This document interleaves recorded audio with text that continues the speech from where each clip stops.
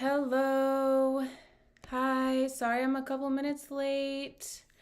I'm also streaming at an unusual time and my camera is not set up properly. So hopefully what will happen is what happened last time where like once I started streaming for a minute, then I was able to switch to the proper camera, which right now it is not letting me do. But if you're here, oh, no, I need to look at this camera because this is the one that's working.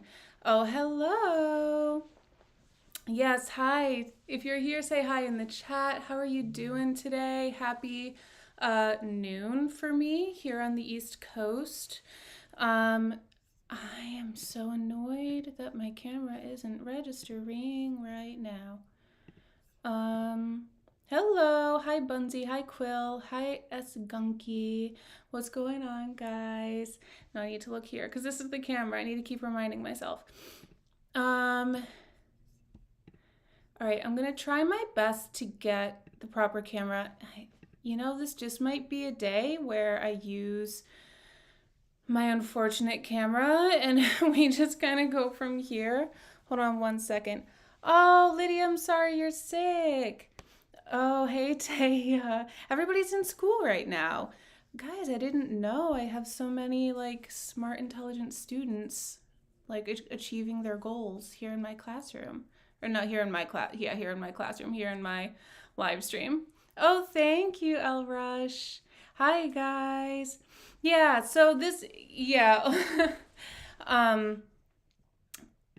Yeah, not necessarily like a fun stream today. One second. Let me, because I'm just going to try to see if that helps the quality. Yeah, so we are doing an update on the Franke family situation. And what I would just, things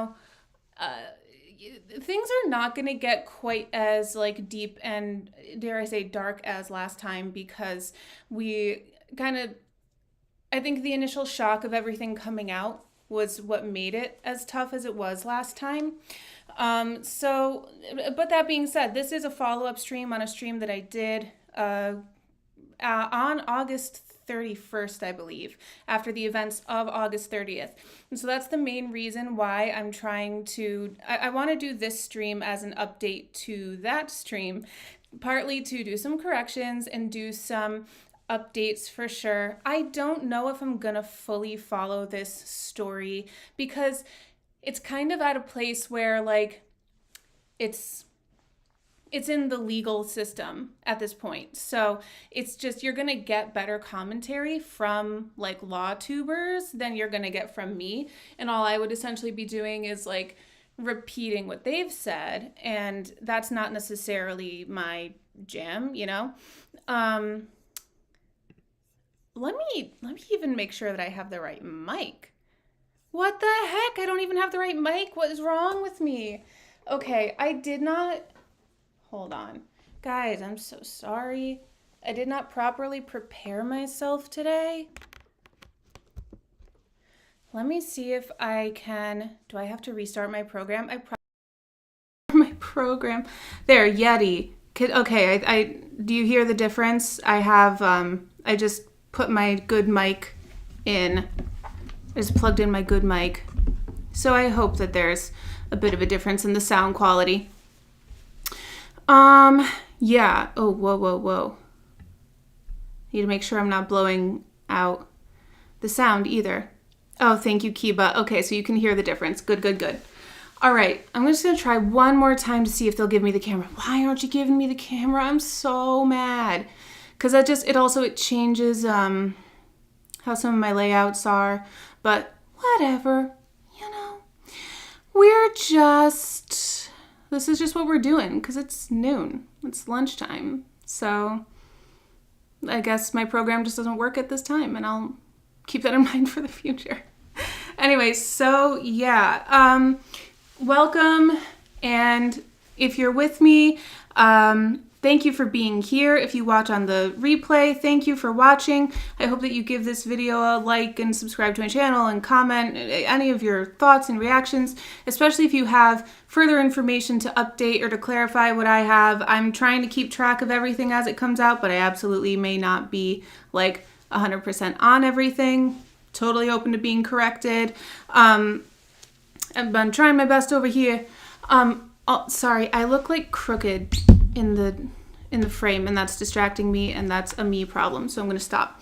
Hold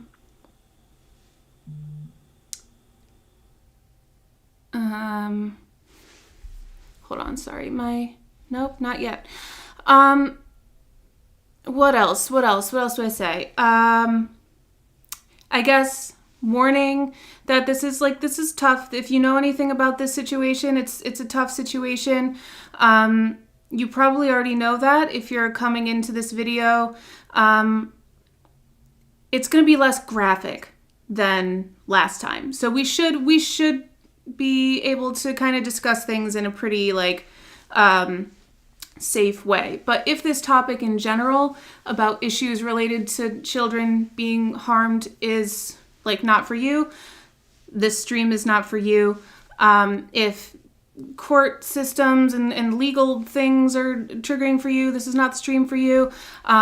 With all peace and love, this is, watch some other video of mine. This is not for you. Go in peace, my friend. I want you to protect your mental health. But if you're sticking around, let's get into it. I have my drink. Do you have a drink? Do you have a snack? Are you cozy here at lunchtime? Are you ready to settle in? Let's dive in. I should also let you guys know, I have a decently hard stop at about 2 p.m. my time. I don't think it's gonna go that long, but we'll see. I'm gonna try to keep things on topic.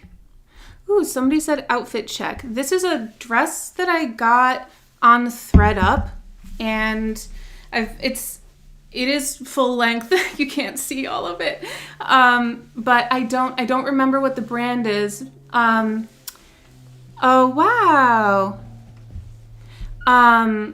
But it's the same print. It's just a full length dress, and then little headbands. I don't even know where it came from.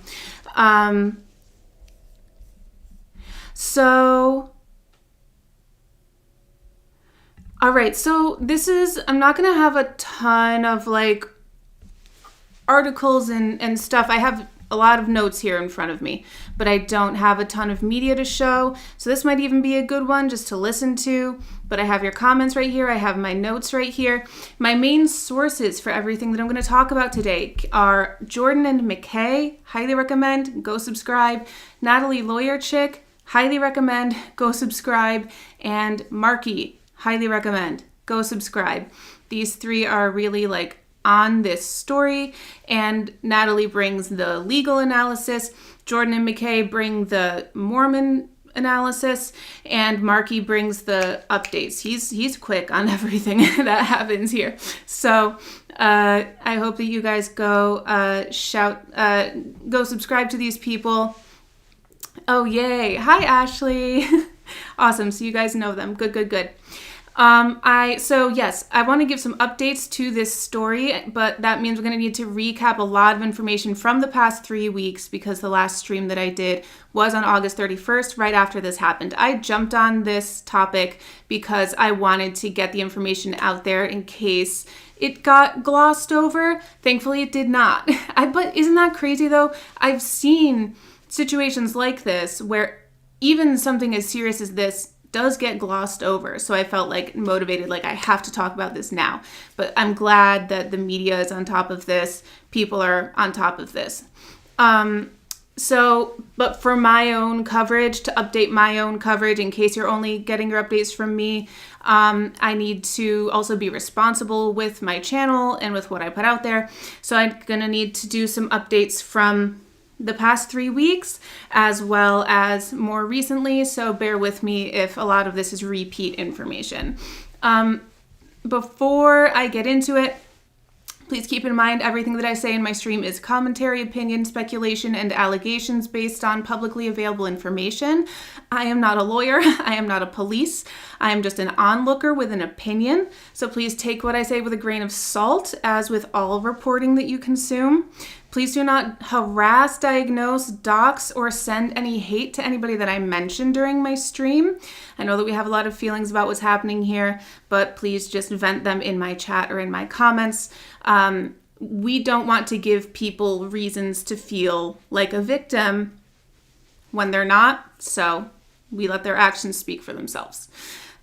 Speaking of the live chat, if you're here live, I think I'm reading off the script that I already wrote, but say hi in the chat. Let me know how your day is going. Let me know what you're drinking or snacking. Like, subscribe, comment, all of that good jazz. Make sure that you're still subscribed if you... yes, Summer, we just started, so you're right here at the beginning. So yeah, do all that YouTube stuff.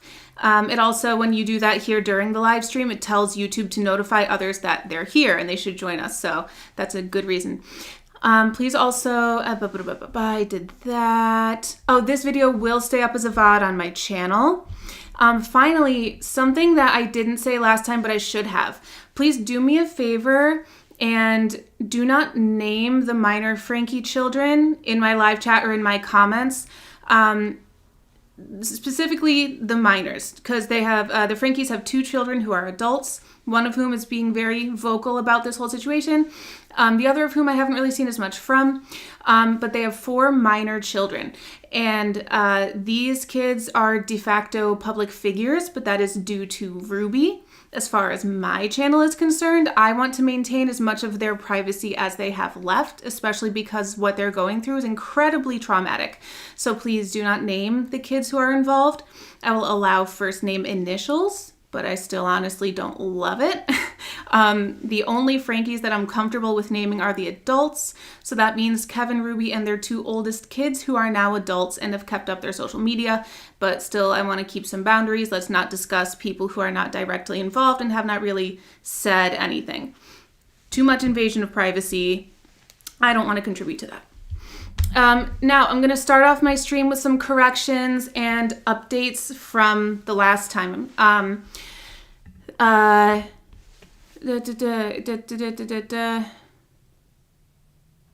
Yeah. Oh, also to say, I'm not going to rehash a lot of what has already, like what I already discussed in my past stream.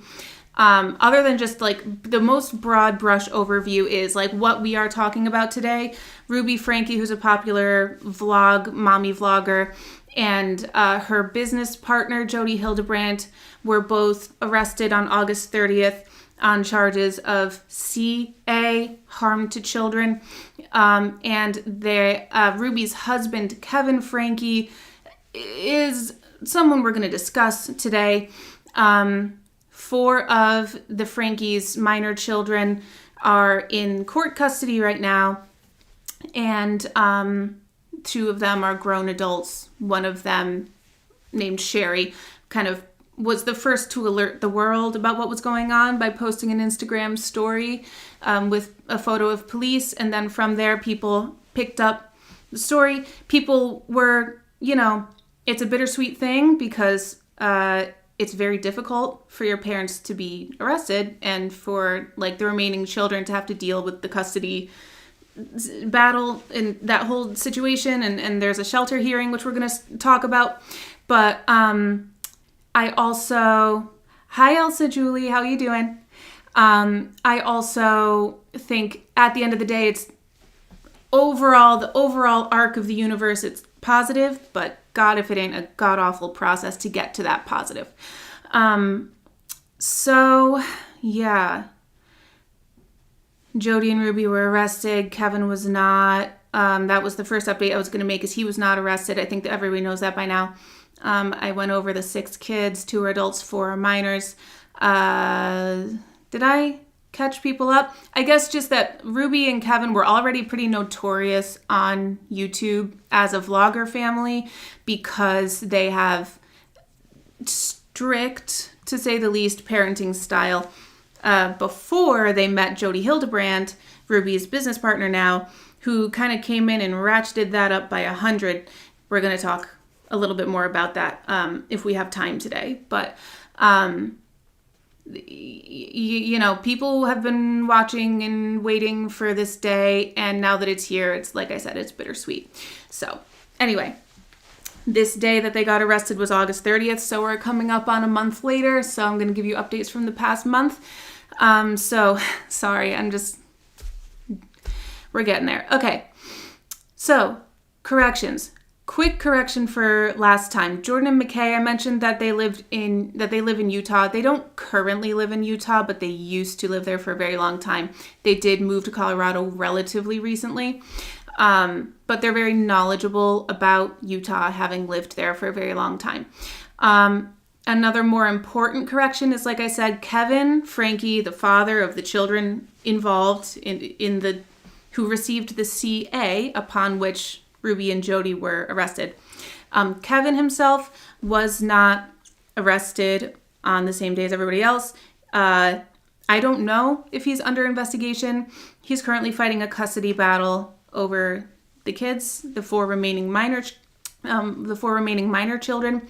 We have heard a lot from his lawyer over the past few weeks, so I will describe Kevin's timeline from that day and in general more in just a moment.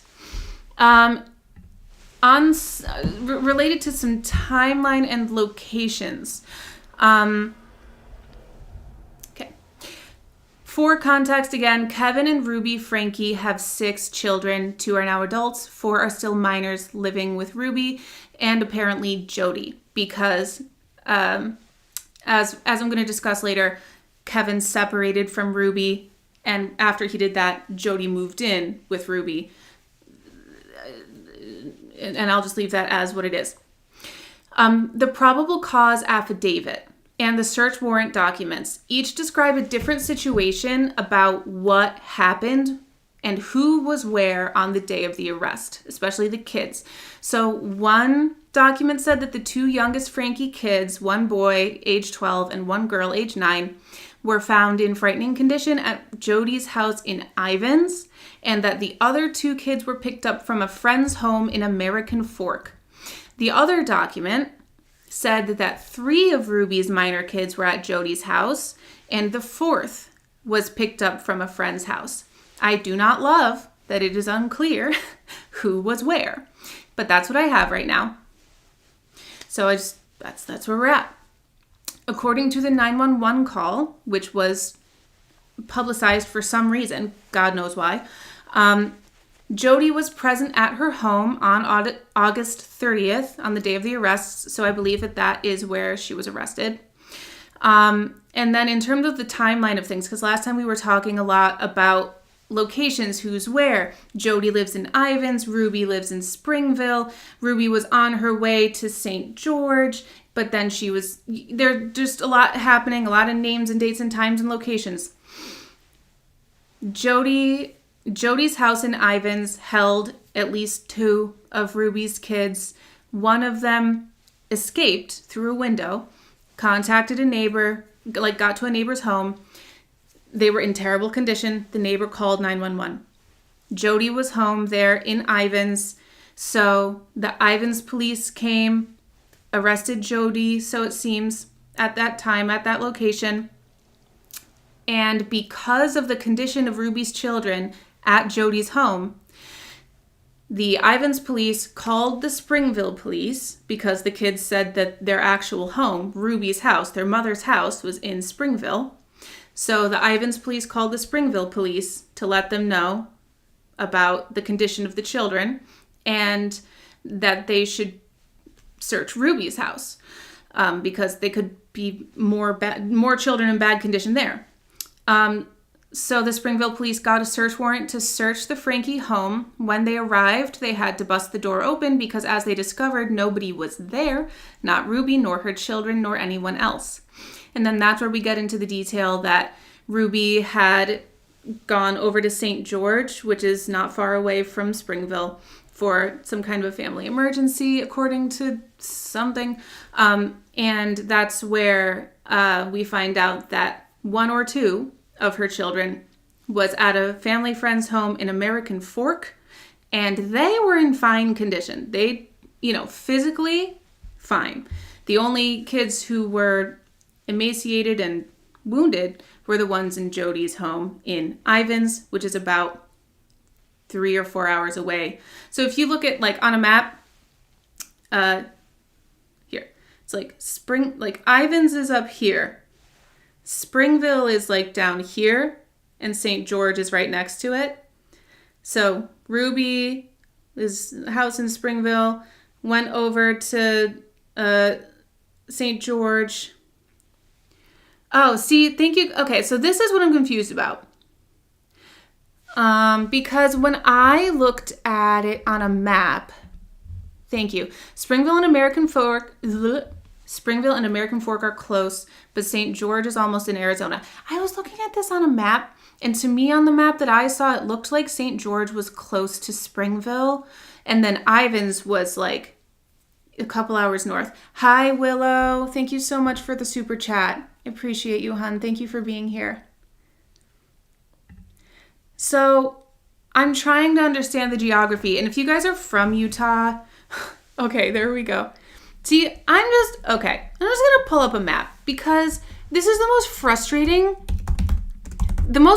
thing, but it also adds so much to the context that it's important to understand the geography of everything that was going on. In my opinion, I think it makes a difference. Springville. And then, hold on, I'm going to add.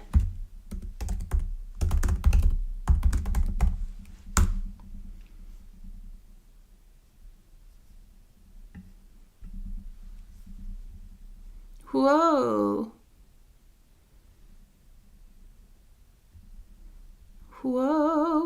Okay, so I got my stuff messed up. Rewind, redo. Thank you, by reality. I'm gonna share screen so we can look at this. Okay, I'm pretending that I'm going there. So Springville is up here by Provo, which is where BYU is. So Springville is way the heck up here. Ivins is way the heck down here. St. George is right next to Ivins. I thought that Springville was down here. So right. So Springville is up where the Franke family home is. Okay? Ivins is where Jodi's home is, and where 2 or more of the Franke children were found emaciated, wounded, ropes and duct tape. Awful. So, according to, I think the probable cause affidavit or something that came out later, I don't remember exactly, Ruby was on her way from Springville to St. George for a family emergency. And I believe, here's American Fork. No, Spanish Fork. Why is a town called a fork? I don't know. Okay, so up here is American Fork. So Ruby says, I need to go to St. George. I'm going to come up here, drop off my 1 or 2 children who are healthy with a friend in American Fork. And then I'm going to drive, I'm going to drive a few hours over to St. George for a family emergency. That's her story. And Ivins is right close by St. George. Okay? Sorry for the confusion. This is confusing to me too.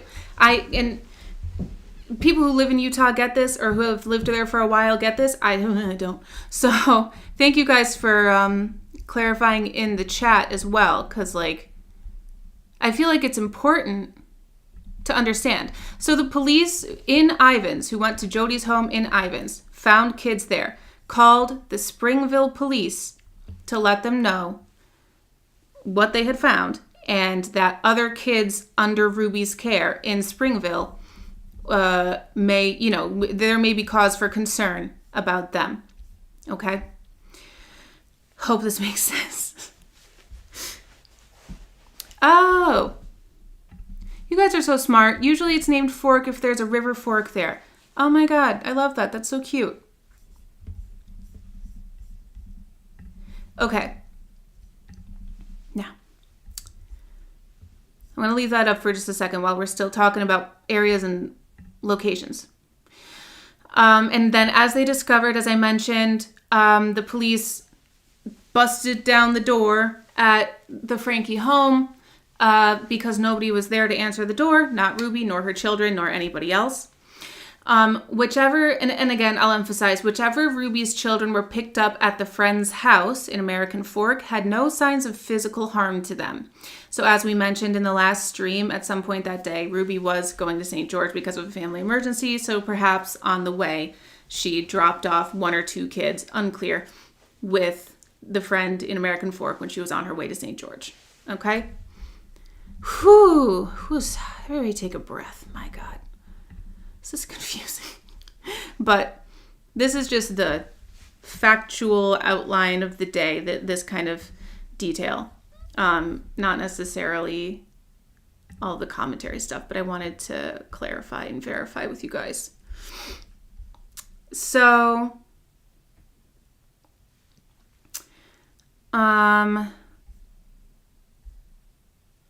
Robin, thank you for that comment. Can you DM me or email me about that? Because that's important. And I might look into it. I need to look more about it. Learn more about it.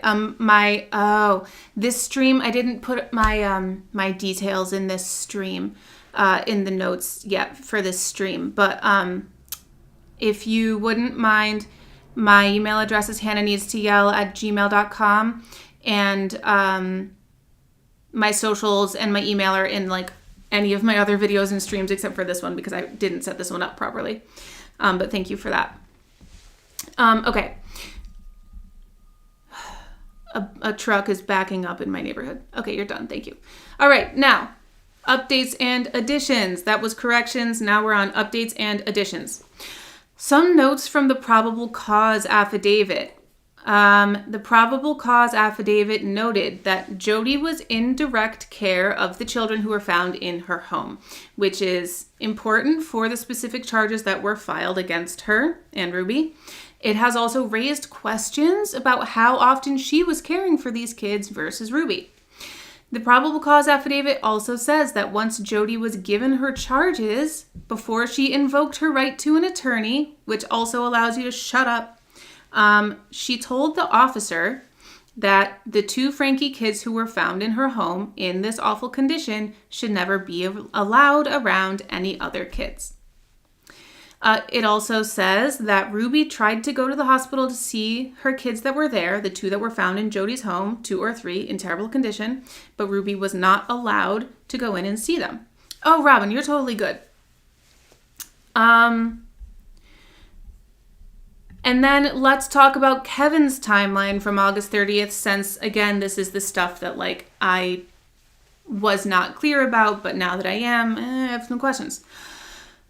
So, Kevin's timeline from August 30th, the day of the arrests, as well as some background context as told by his lawyer, Randy Kester, who has been in several interviews with Law and Crime and a few other places.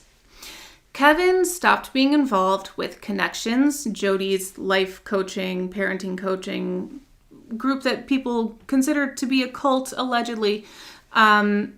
About a year and a half ago, about 18 months ago, Kevin stopped being involved with that, and he has not been involved in 8 Passengers, their family vlogging YouTube channel, for even longer than that. He and Ruby have been separated for about 13 months as an attempt to save their marriage, and it looks like this move was suggested by Jodi. During the separation, Kevin still financially supported both households, with taking what he needed to provide for his own living arrangement and then giving the rest to Ruby and the kids. He had no contact with the kids during this time and reduced contact with Ruby. Ruby would only reach out to him regarding the kids if she was telling him that she was taking them on a trip far away from home or something kind of significant like that. Ruby also said that things were so much better in the home with Kevin gone. Love the little tidbits like that. Oh, the sweet nothings of trying to repair a marriage. Now, according to Kevin's lawyer, Kevin first started learning what was really going on with the kids during the whole August 30th arrest timeline. Ruby called him that day. At some point, she must have known that the police were coming for her, but she was still either on the move, driving from Springville to St. George, or otherwise, she just was not arrested yet. As she talked with Kevin, and this is according to the lawyer, as she talked with Kevin that day on August 30th, he learned for the first time that any of his kids were at Jodi's house in Ivins. So allegedly he did not know. Before then, he didn't know anything that would indicate any kind of abuse going on, and he says that physical abuse had never been part of their family and he does not support it, which gives me many more questions than answers. But okay. He also said a lot of their family and relationship dynamic changed when Jodi entered the picture as Ruby's business partner. Jodi and Ruby manipulated him together, but Jodi was the spearhead of this destruction, according to Kevin's lawyer, speaking on Kevin's behalf. So after this phone call with Ruby on August 30th, Kevin drove to Ivins and was interviewed by the police, but he was not arrested or charged. He also has not been named as a witness, which makes me think that there is still some investigation happening in regards to him. It is not clear. Kevin has been in contact with his two eldest children, who are both adults. That would be Sherry and the eldest son. One of them has been very outspoken about this whole matter on social media. That is Sherry. And honestly, I love her. She is super brave. She is handling all of this as a college junior. So, like, props to her, doing her homework and handling the media and the arrest of her mother. And that's just a lot. And, I give her a lot of credit. And wow, wow in a lot, in every way you can mean the word wow. So the next thing we're going to talk about is the aftermath of August 30th. Before I do, I just want to check in with the chat and make sure there's no additional information that I am missing.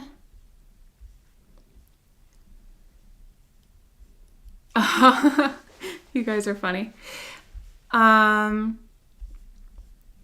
right. Any important info that I need to include? Okay, yeah, so we will get there, Rhapsody in Blue. We will get there. Oh, hey, Grumpy Cakes. Happy to see you. Yes, we will get to Jodi's history. Yeah, well, actually, let's...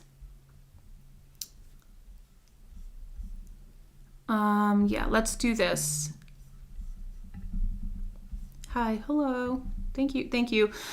So Jodi Hildebrandt, one of the main characters of this saga, made herself a main character by getting involved in these people's lives, but whatever. Hildebrandt has a long history of separating husbands and wives when they're in marriage counseling, but then completely ignores the man and forms a lot of weird relationships with the wife. So this is one of the aftermaths of this whole thing, is that not only, there's court hearings and proceedings that we're going to review, but also a lot of people who are former clients of Jodi Hildebrandt and her Connections group and her particular style of counseling and coaching. A lot of people have come forward and described exactly this, that Jodi would, instead of trying to heal their relationship, in their opinion, she was doing more to separate them and to make the guy the villain in the relationship.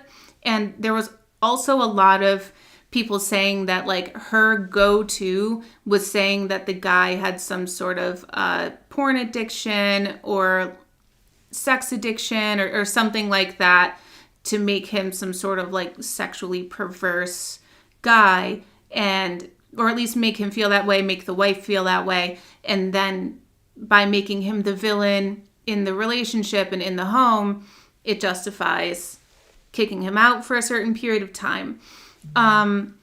There are a lot of interviews on Mormon Stories podcast, which I highly recommend checking out if you want to learn more about Jodi and the Connections group. Also, Jordan and McKay have done extensive coverage on the Connections group, so has Marky.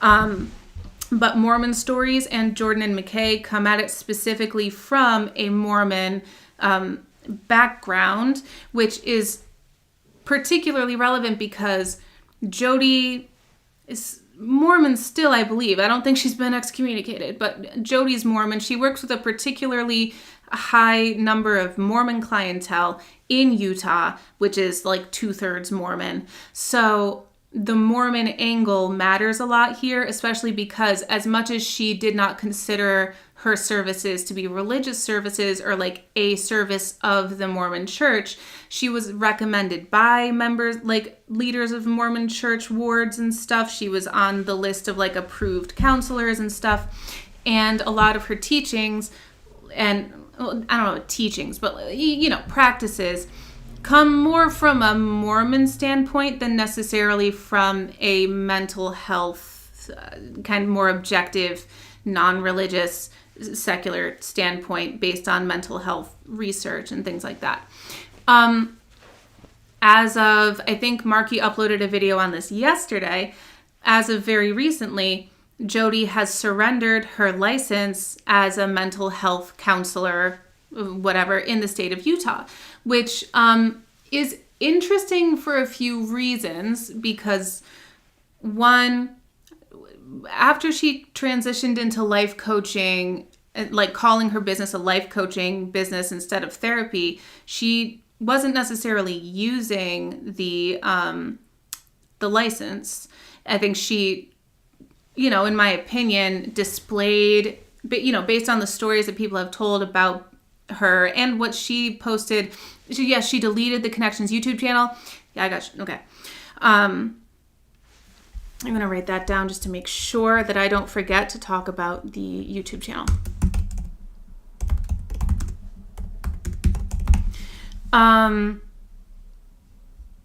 So just based on a lot of what she's said and a lot of what she's taught and everything,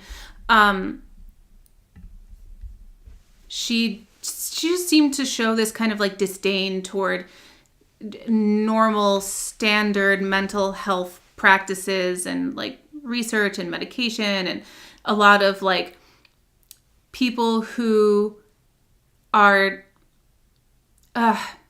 toxic ideas about mental health disorders not being real, and that it's actually people lying and manipulating the people around them and stuff like that, just as a very basic baseline, which she has expounded upon a lot more beyond that. And that goes beyond mental health, like eating disorders, like all sorts of stuff is people being manipulative, according to her. Like, like even children, it's a lot. And so that's why I say like Mormon Stories podcast is a great place to really deep dive into that, as well as Jordan and McKay.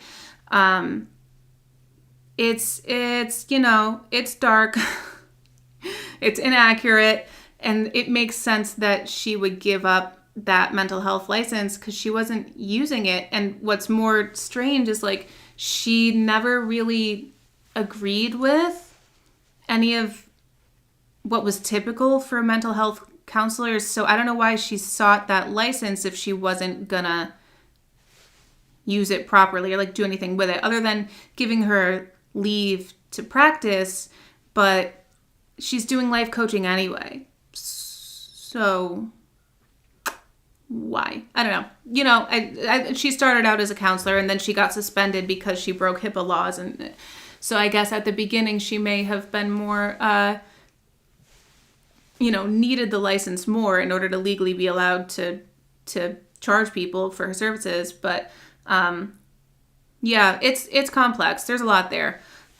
So when she entered the Franke family household and started there was a clear shift.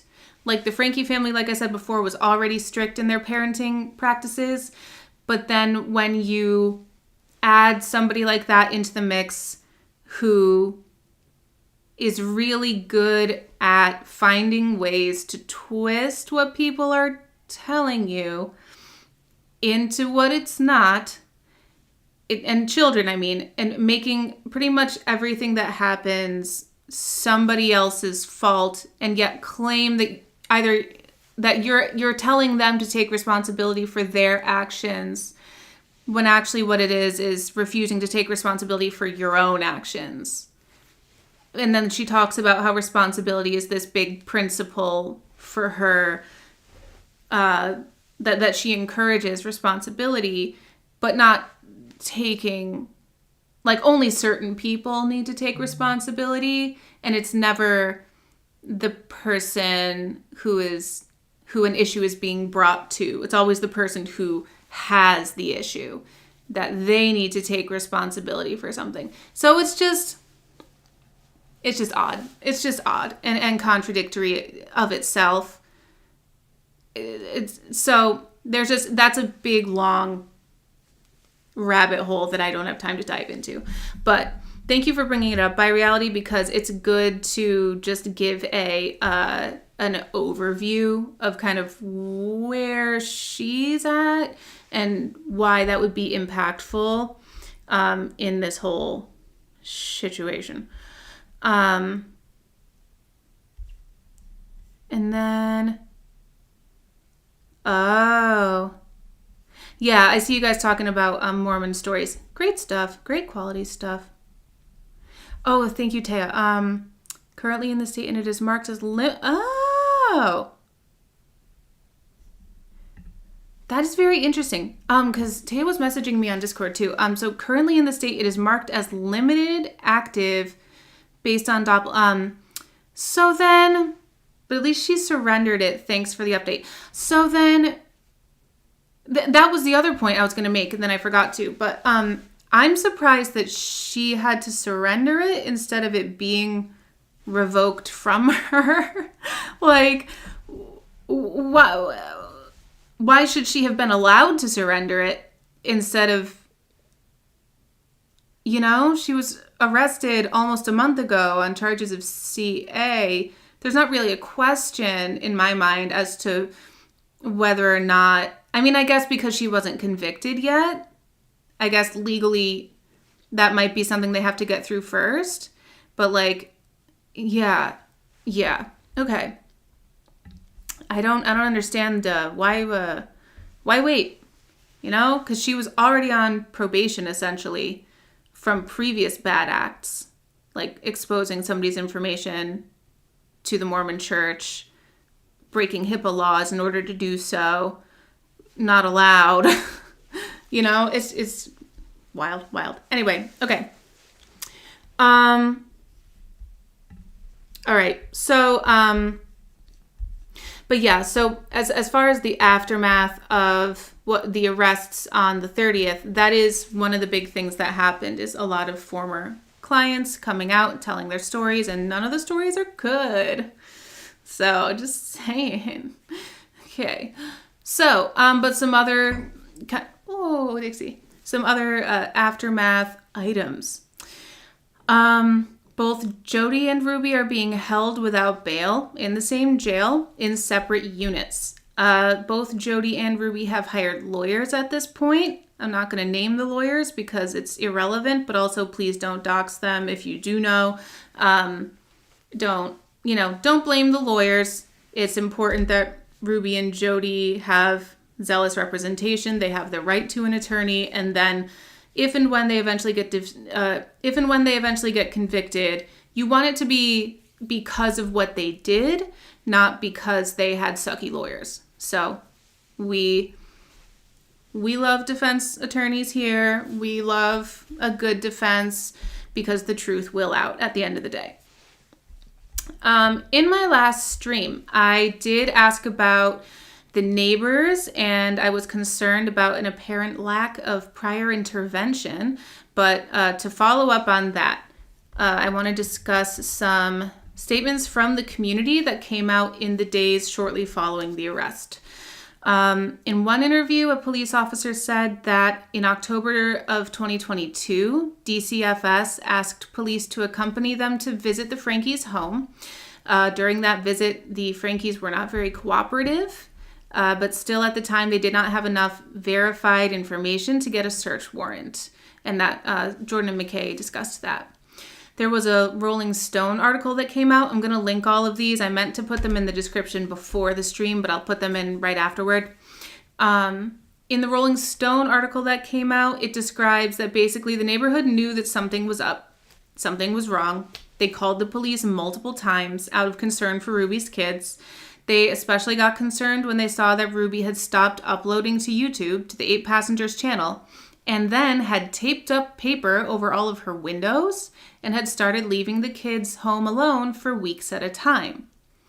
In an NBC article, which I will link in the description after the stream, one neighbor says, everyone is just breathing a collective sigh of relief because we thought that they were going to come out of that house with body bags. The article also mentions that after Ruby kicked Kevin out of the house, neighbors saw one of the minor daughters wandering around the neighborhood during the day, asking if local kids could play with her during the time of day that those kids were gone at school, which raises the question, why wasn't this Frankie child at school? And if she was homeschooled and Ruby was leaving them home alone for weeks at a time, was she supposed to be teaching herself? What's the story there? The article also quotes a neighbor saying that she called DCFS in September of 2022. The article elaborates, a female neighbor said she and others in the community had tried to get authorities to intervene for at least a year. The female neighbor said that she thought things were bad for the children, but she said she was deeply upset after she learned about the condition they were found in. Quote, I'm really angry because I spoke up. Other people spoke up, she said, and nothing happened, unquote. A Business Insider article, which I'm going to link, mostly it references the other 2 articles, but it also adds that Jodi's neighbors recalled seeing the kids outside earlier this summer pulling weeds in 100-degree heat in Ivins, Utah, almost Arizona, where it's already, that's a dry heat, So the neighbors have been paying attention. They've been calling authorities. They are not, they are not unloved. They are not overlooked. The neighbors have tried to do what they could do, but as not being their parents or legal guardians, there's limits on what they can do. Ruby's sisters have also made statements, which have been a little messy, I'm not gonna lie. But essentially what they're trying to say, and they're saying it badly, but what they're trying to get across is that they tried to do everything that they could without publicizing the situation online, and they are talking about that they had to stay within their legal rights as family members, but not direct parents to these children, which again, it limits their ability to intervene without getting themselves arrested, and that wouldn't really do any good. So the family was aware. They were trying to do something. It wasn't working. Now, in the first couple weeks of September, a few hearings have happened. Sorry, I'm looking at the comments real quick. Oh, hi, Disney Dame.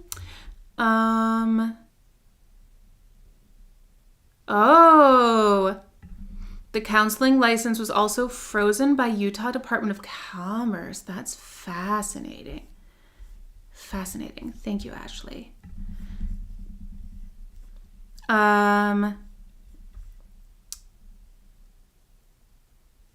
Yeah. Okay, cool.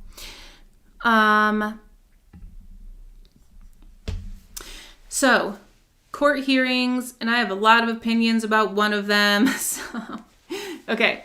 On September 8th was Ruby and Jodi's first court appearance, which I believe is called an arraignment. I believe, but nobody that I saw just used the word arraignment, so I was surprised by that. I believe that that's what it was. This hearing was pretty quick, but because it was a public hearing that was held on Zoom or Google Meets or something like that, of course, some internet trolls found the link and joined just to behave in a fucking embarrassing manner, holding themselves with absolutely no class.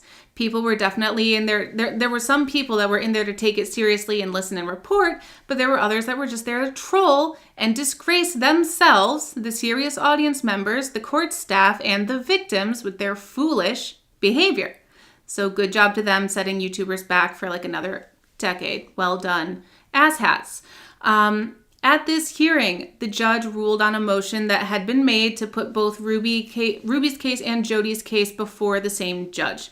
This motion was granted, but it makes me wonder why they don't combine the two cases into one case and try Ruby and Jodi as co-defendants. Or is that what this means? Lawyers in the chat, let me know about this.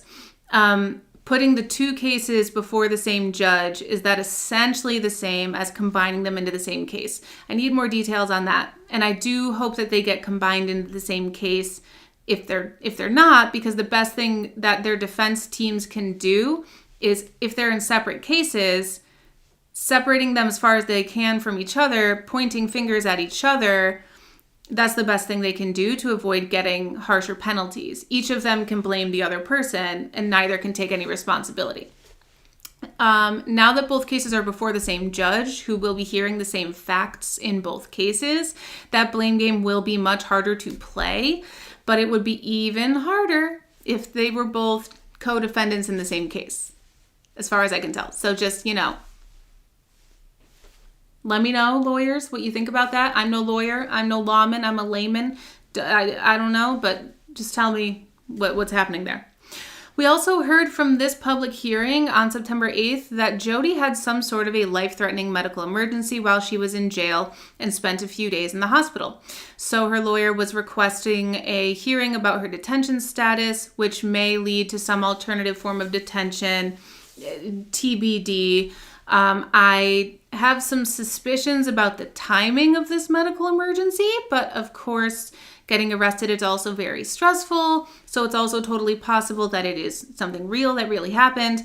And if she was in the hospital for days, there had to be something serious that actually happened to keep her there, because medical staff, you can't just be in a hospital if you're not actually at risk, medical staff have their own code of ethics to uphold. So something probably did happen. Finally, Ruby and Jodi were denied bail again until the next hearing on September 21st, but this follow-up hearing from the 21st was recently rescheduled to sometime after October 5th because the state needed more time to review copious amounts of new discovery, probably return from the search warrant or possibly other stuff. I'm curious about some digital, online evidence that may or may not have been found. Now, on September 9th was the shelter hearing, and this did not involve Jodi. It was just Ruby and Kevin, and this had to do with placement of their 4 minor children. Before I get into that, let me just check in with the chat again. And if they consolidate, they would be tried together and get the same verdict. If separate, they could have different verdicts. They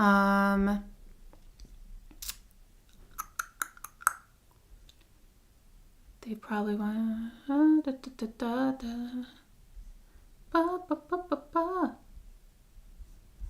Ooh, thank you, Ashley. Per NBC News, she is not being formally disciplined by Doppel, Jodi, but she will be unable to practice if she is released from jail, according to a stipulation and order report.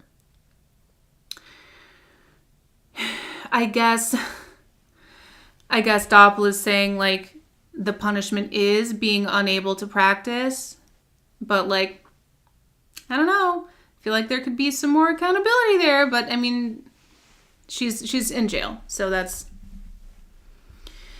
all right. Cool.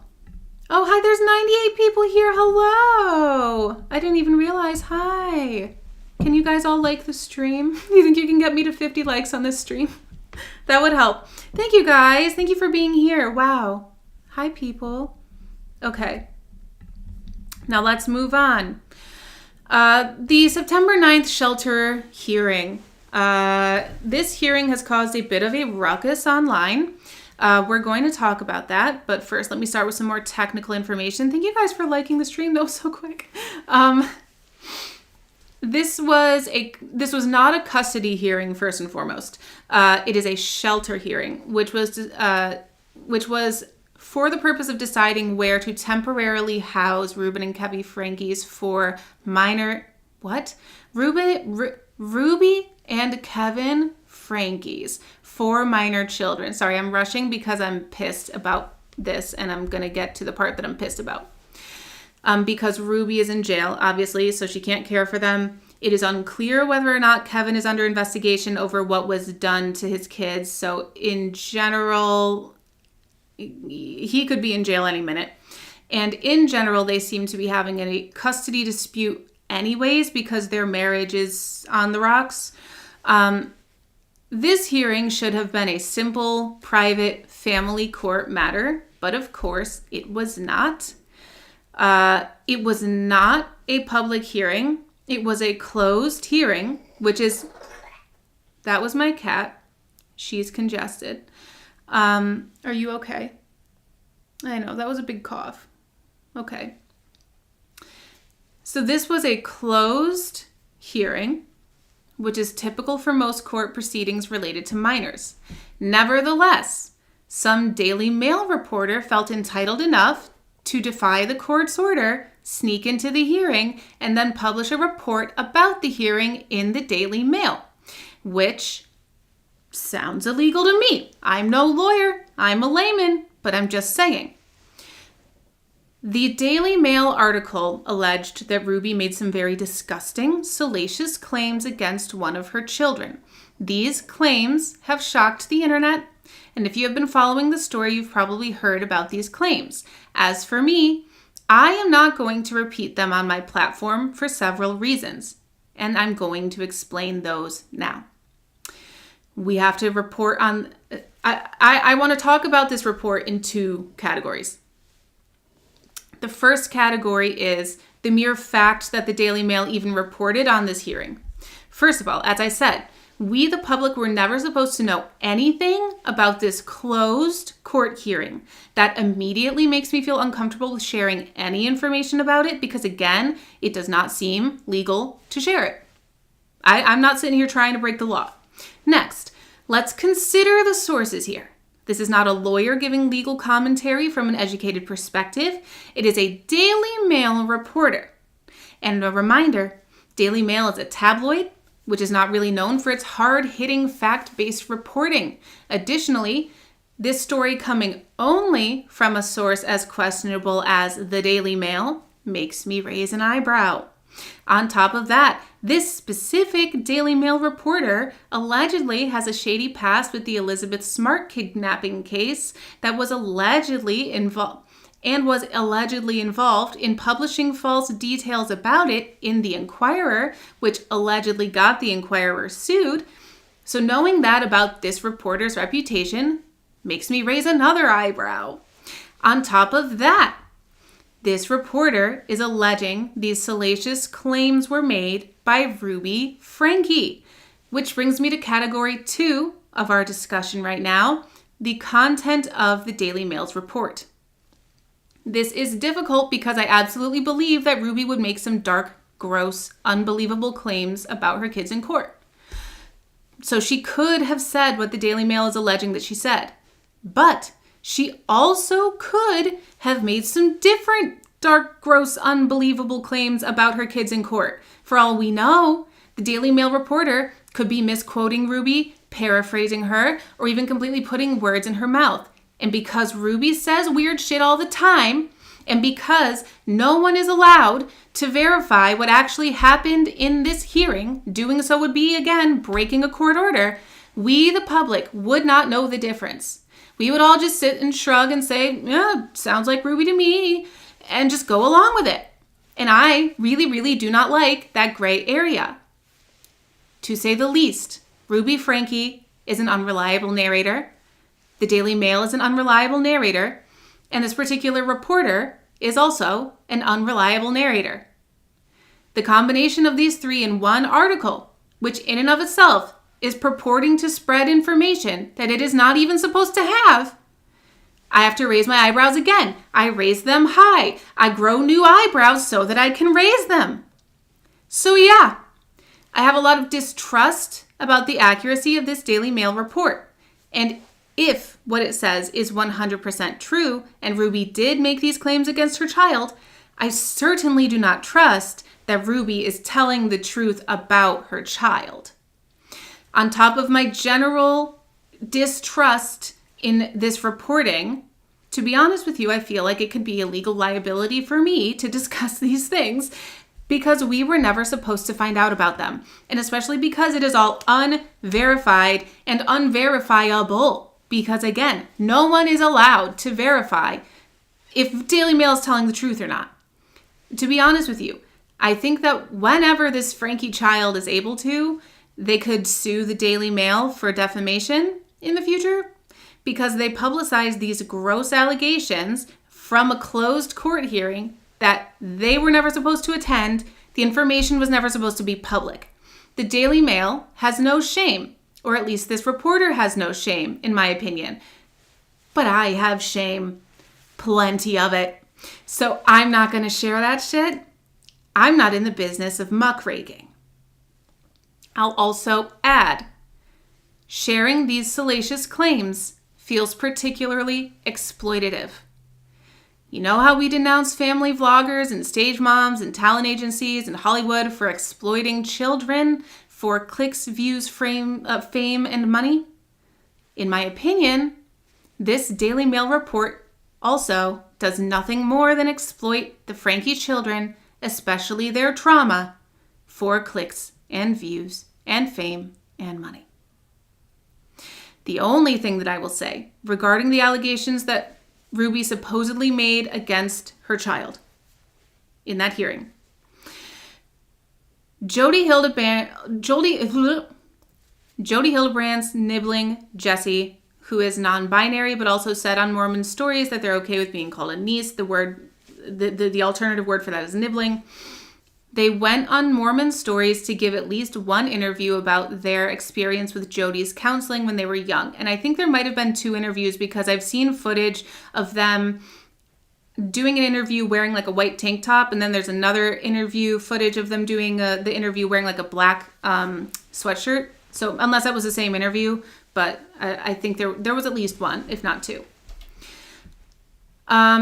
So they shared their experience with Jodi's counseling when they were young, and what they described on that podcast, which was horrific, absolutely sounds like the type of behavior that I can see Jodi continuing to carry out in Ruby's household and family.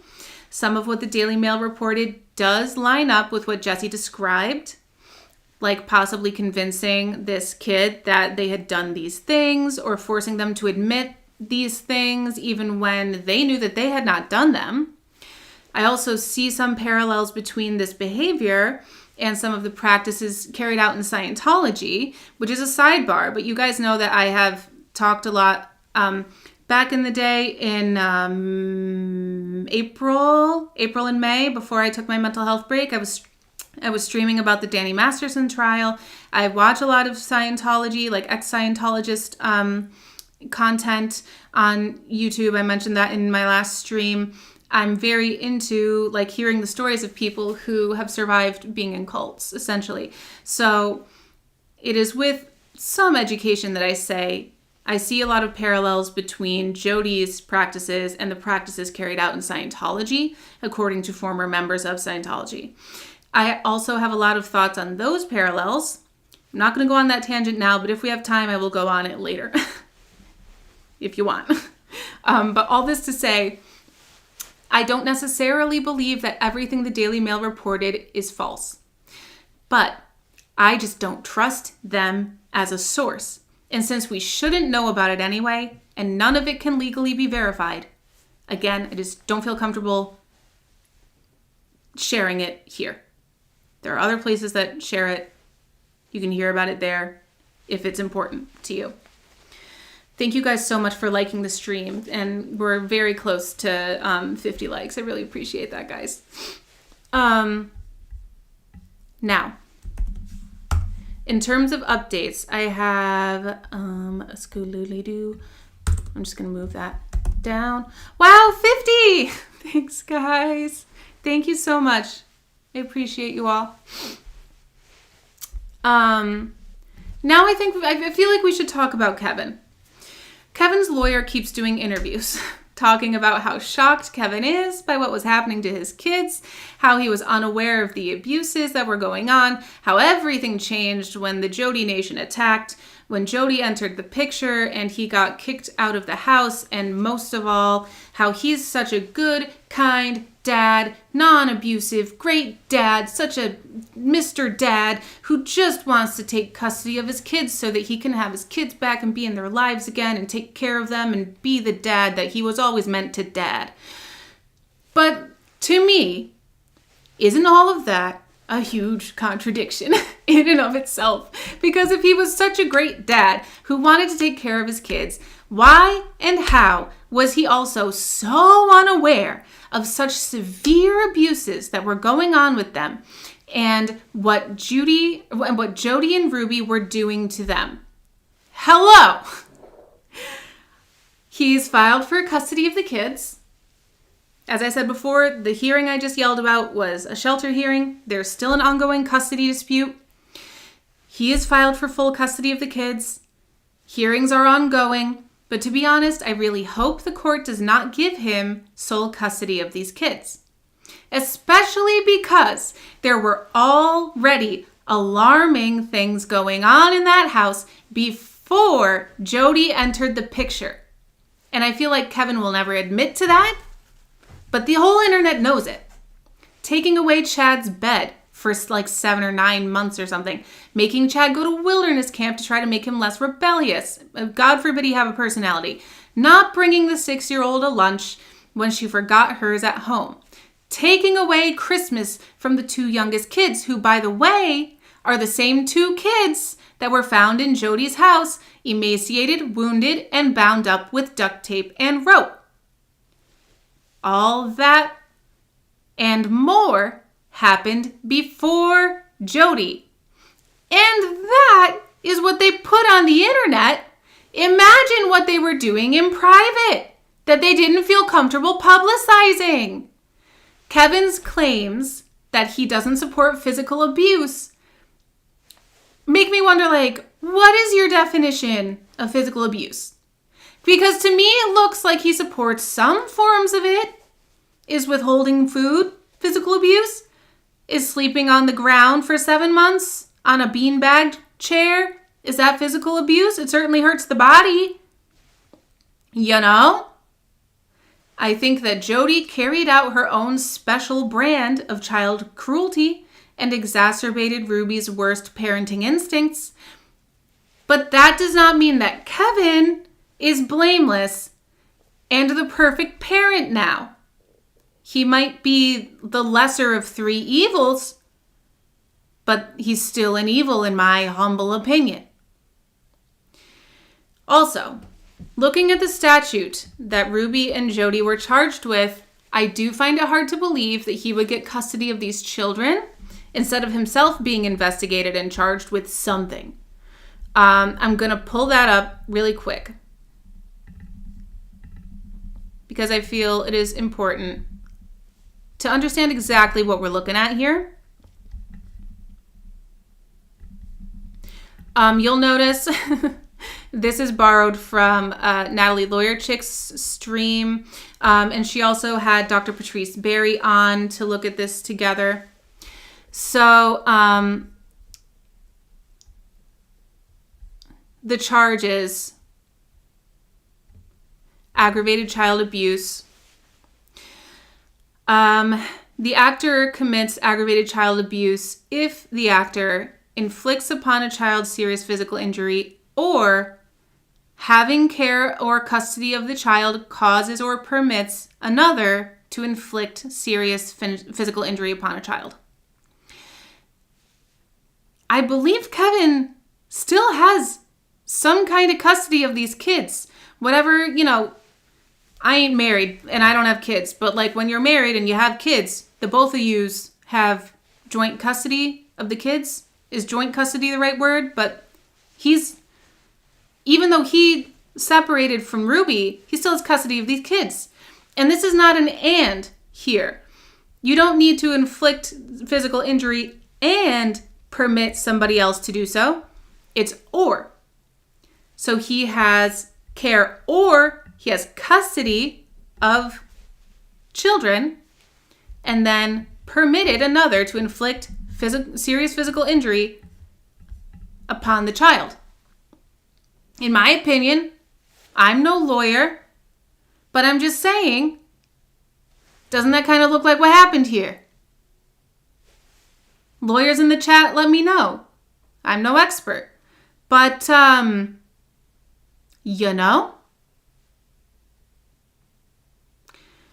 don't know how or why Kevin is not in more trouble as of yet. They're reviewing a bunch of discovery currently, and that's why they moved the hearing and stuff. So maybe that's part of it. But I don't really know what the weight is on a lot of this stuff. Children's lives are in danger. I don't know what the holdup is here. So just again, even if Kevin does not get charged, before there was Jodi, there was Kevin. He was there for Ruby's strict parenting style before Connections. He was there from the start of all of this. He enabled the first stage of Ruby's harsh behavior and stood in agreement with it, at least publicly online. And I'm going to say he participated. He is also complicated because Jodi was awful to him.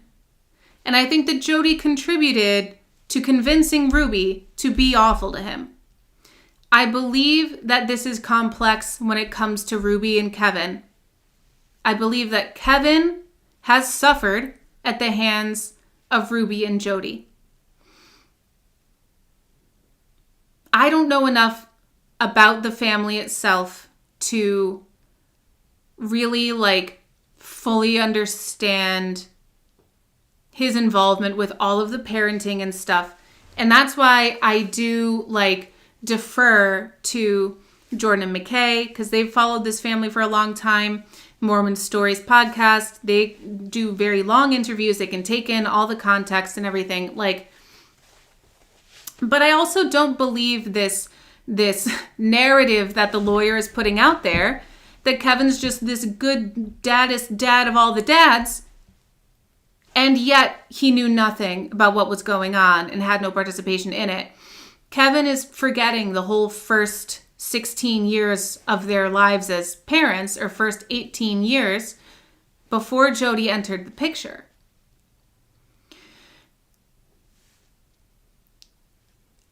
I believe that he can be considered a victim of Jodi and Ruby upon the influence of Jodi kind of enabling Ruby to be how she was toward him. But from a legal standpoint, if he has custody of those kids and he left them in the care of somebody, one or two people who he believed to be dangerous, he bears responsibility and liability for what happens to them in the care of dangerous people. In my opinion, I'm no lawman, I'm a layman, but I'm just saying, I don't know how that would not apply in this case. If Ruby is a fire, Kevin was the person who tended that fire until Jodi showed up and poured gasoline on it, sending it out of control. At that point, Kevin did not try to regain control of the fire again. He just removed himself from the burn zone by separating from her. Or you could argue that the fire kicked him out of the burn zone, catapulted him away. which does not remove him from responsibility for the kids. Because if you know that your kids are still in the burn zone, are you a victim of the fire? Yeah. But you know your kids are still in that fire. So don't you go back in, face the flames to get them out. It's different. You know, it's not a perfect analogy because a fire is a much more obvious, I guess, enemy that you would fight in that situation. But what it looks like here is Kevin saved himself from Ruby and Jodi's flames, but he did not get his kids out of the burn zone. I understand that there may be some legal reasons also as to why he was not able to do that, but I'd rather see him fight that legal battle than have the kids suffer the way that they clearly have in Ruby and Jodi's care.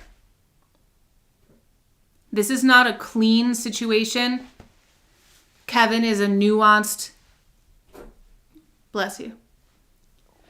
Kevin is a nuanced part of this story because I do think that he was a victim of abuse, but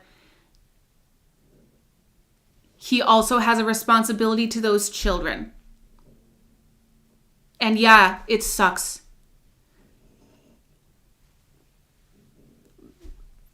But if, like, kids can't get themselves out of that shit.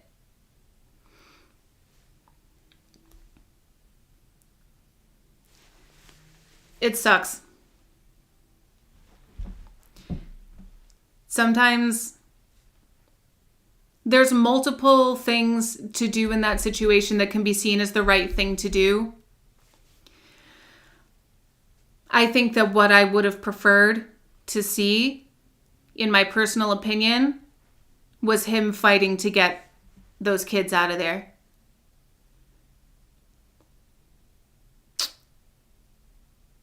But I understand. I understand that there's more to it, but the kids have no, especially in that situation, kids have no power and they have no legal way to get themselves anywhere else. Anyway. So I have a lot of questions for Kevin, and I don't think that he is a safe place for those kids to go after this, especially because his lawyer has been putting a lot of emphasis on physical abuse, and I have yet to hear word one about emotional, psychological, mental health side of this as well, because that's something I'd really like to hear about. If I'm going to send those kids who are now beyond traumatized into somebody's care, I need to know that they understand and are willing to take care of the mental health that's involved here. It's rough. Hi, Mateus.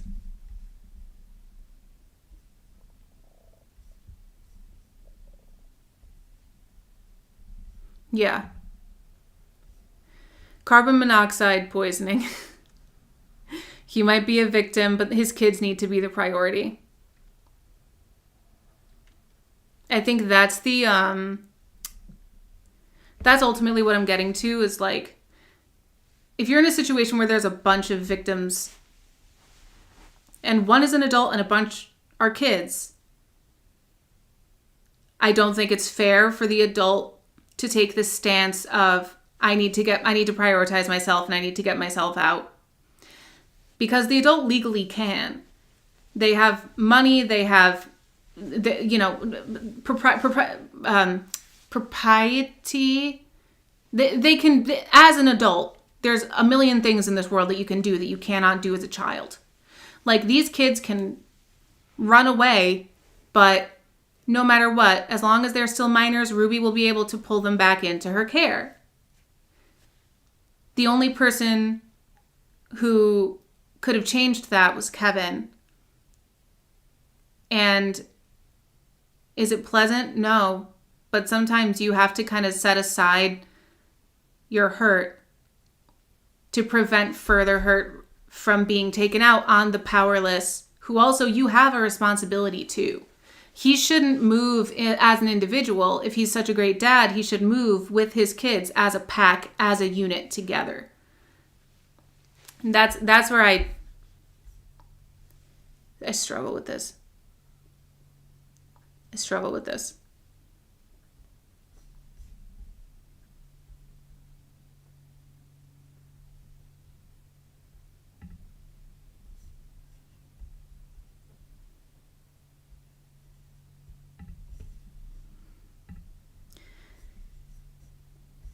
I understand what you're saying, but if he is truly a victim, it's tricky because we don't know what her reaction would be if she lost that much control or power. I know. And I'm not saying that I have the perfect opinion here, and I've never been in this situation. I think that, like I said, I struggle with this. It's just that, like, the kids were not able to help themselves. They had to climb, eventually after a year and a half, they, escape to go get the most that they could do was escape out a window to get help from another adult. But they have to have an adult's involvement. In the eyes of the law, they have no independence. They have nothing. They have no ability to do anything or be anything without an adult's involvement. And because I've been thinking a lot about this. I've been thinking a lot about how do I feel about Kevin. I want you to know that I don't say this lightly. And that's why, again, I say, it's my opinion. It's what I prefer. But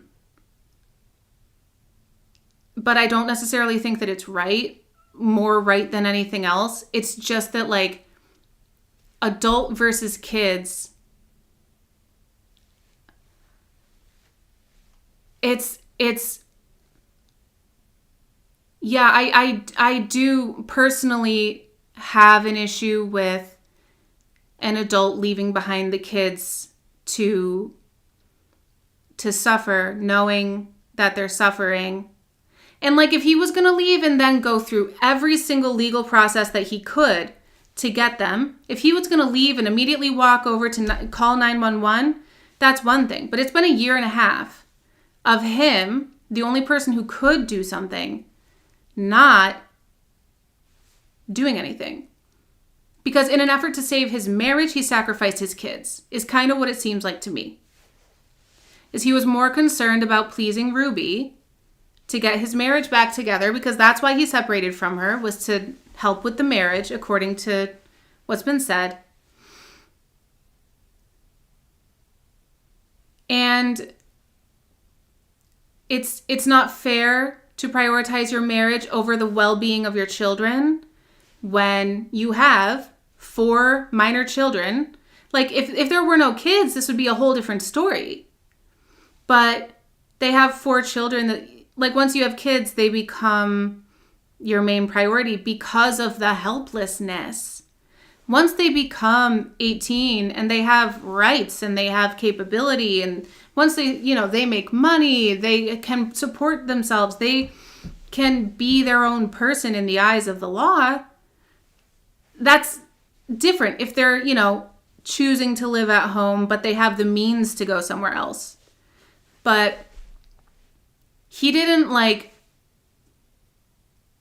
he disconnected in a way that doesn't make sense to me, especially for him to come now and say that he's such a loving dad who loves and cares for his kids. I think that's what's bothering me, is he's not putting himself out there as a victim. He's not putting himself out there as, I was abused, I am a victim of domestic abuse. I would understand if that was the argument he was making. But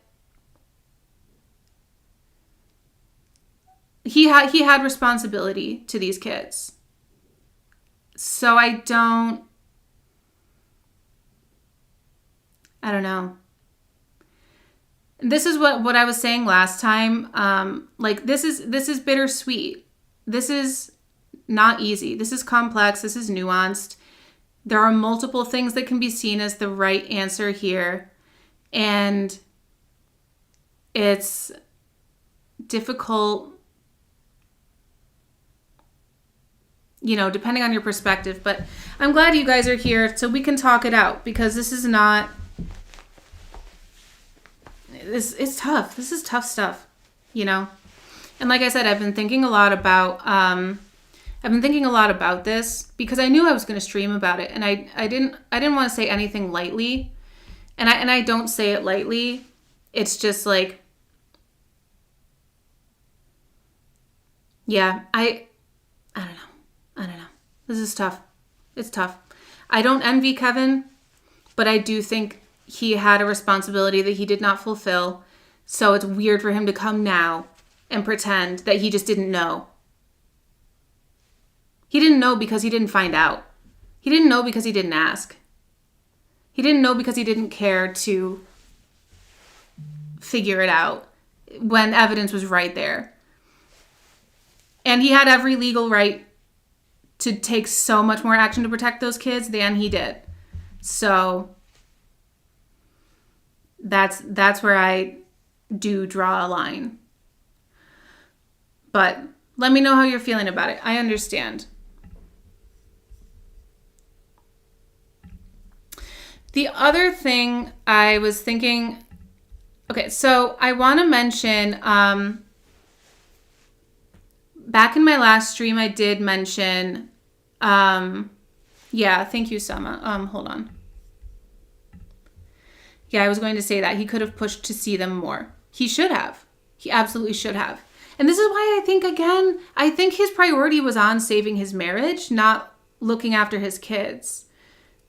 Because he was trying to please Ruby. Essentially, you know, my opinion, my speculation, Ruby told him to stay away, so he stayed away. And that to me speaks to trying to keep Ruby happy as opposed to trying to check up on his kids and make sure that they're okay. Because he knew that Jodi was in the house and he knew that Jodi was awful. So I would think you want to check up on what's this awful woman potentially possibly doing to my kids. You know, that's just me.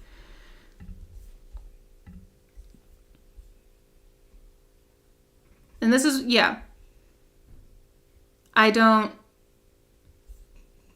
There's got to be somewhere else these kids can go besides custody with Kevin or Ruby or Jodi or any of these people. Okay, so the other things I wanted to discuss, I've got about a half hour before I have to like hard stop, get out of here.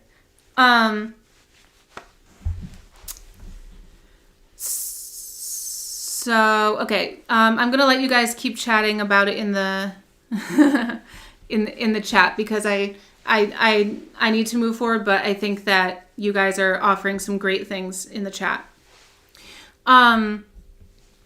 So back in the last stream, I was talking about how Sherry Franke, the eldest daughter of the Frankes, had put out a request about, can people please send me video clips, social media, whatever, anything that is evidence of potential CA happening, so that, because she's collecting things to submit to the court. And I shared a link for a Google Doc with a bunch of resources that people were compiling. Not long after that, it came out that the Connexions YouTube channel was wiped clean. I'm glad that I got to it. I told you in the last stream that my stream was a little bit late because I was snooping. I'm glad that I got to it when I did, because one of the things that I did was screen record what was on the YouTube channel at the time that I was looking at it on that day, on August 31st, right before I streamed. I also downloaded one of the videos that I felt was particularly problematic, so that I could, add to the list. I believe that that's probably part of the discovery that people are going through. I think it's interesting that after Jodi was in jail, the Connections channel is able to be taken down or wiped clean or whatever happened to it. Because I wonder who else has access to the channel. Because Jodi was in jail. And they don't have, like, fun time, go on YouTube, internet access, you know? So I'm curious about that. Maybe lawyer. She got a lawyer.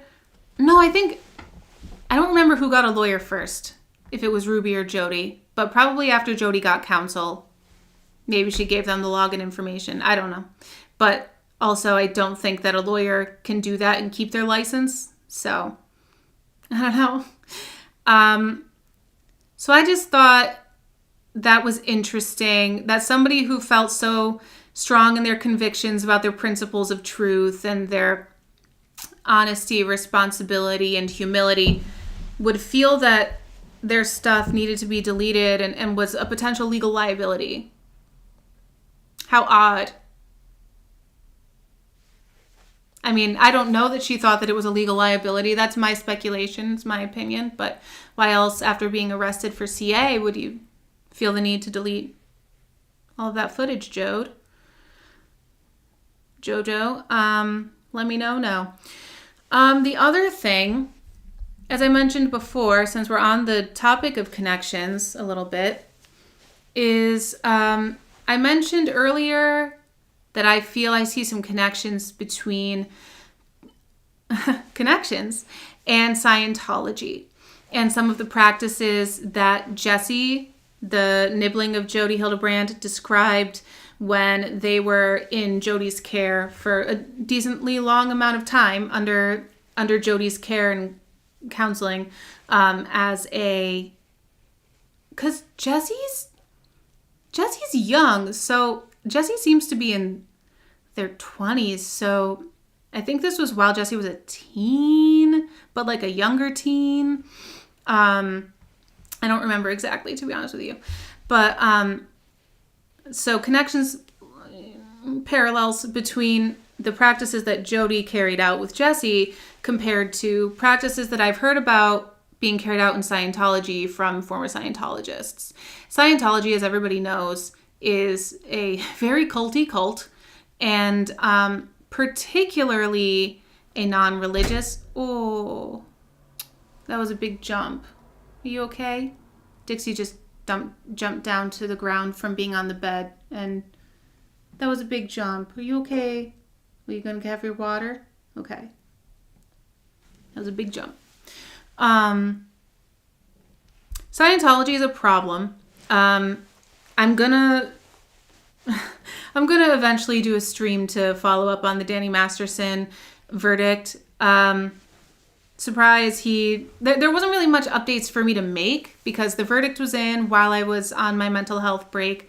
He was found guilty. The only updates that I really was going to make in my coverage was the last portion of the trial, like the last week of the trial. There was some crazy shit that took place with Tony Ortega. I don't like him. I don't trust him. I don't recommend following his coverage based on what I saw in the trial of him sharing somebody's story on his platform without their consent. And it was one of the Jane Does. He allegedly had a phone call with this person, with this Jane Doe, about her story. She didn't realize that he was considering it an interview. Oh, lady. That was Dixie. Too much water? Sometimes she drinks water too fast and then she coughs it up. You okay, baby girl? Oh, baby girl. Okay, so she, moral of the story is they had this phone call. She didn't realize he was considering it an interview. He asked her all about her story with Danny Masterson. And mind you, this is a Jane Doe who was SA'd, taken advantage of by a man without her consent. And now again, because he published this story about her telling her story before she was a Jane Doe in the case, by the way. This is how she became a Jane Doe in the case, if I remember correctly, was because he published her story and now it was out there in the media. And she was like, well, fuck, now people know about this. I guess I'll join this lawsuit because now this thing that I didn't want publicized about a man taking advantage of me, some other man took advantage of that, and now I'm part of this lawsuit. So I really don't like that. And this is, that was the biggest thing I wanted to touch on from the end of that whole trial. Danny was found guilty on the counts related to 2 out of the 3 Jane Does, which means that he was sent to jail 30 years to life, which means life sentence, but he's eligible for parole at 30 years. And rightly so. And then the whole Ashton and Mila thing, people have already covered it. I don't really feel the need to add much. But yeah, I didn't like that with Tony Ortega. And I think that the ex-Scientology community keeps trying to give him chances, and he keeps blowing it. Like, that was a very recent thing that happened. That was not like years ago, and I have a problem. I have a big problem with that. But that was all a sidebar about, that's my wrap-up coverage with the Danny Masterson stuff. There wasn't much more for me to add other than, like, lawyers be crazy, and, like, Scientology sure is crazy. But we already know that. Oh, yeah. My cat is 14, so that's probably why she sounds older, like your elderly gal. Oh, love that. Okay, Jesse said that they were 14 to 15 years old in 2009, so that's the time period that we're talking about with when they were in Jodi's care, receiving Jodi's counseling. So thank you very much, Rhapsody in Blue.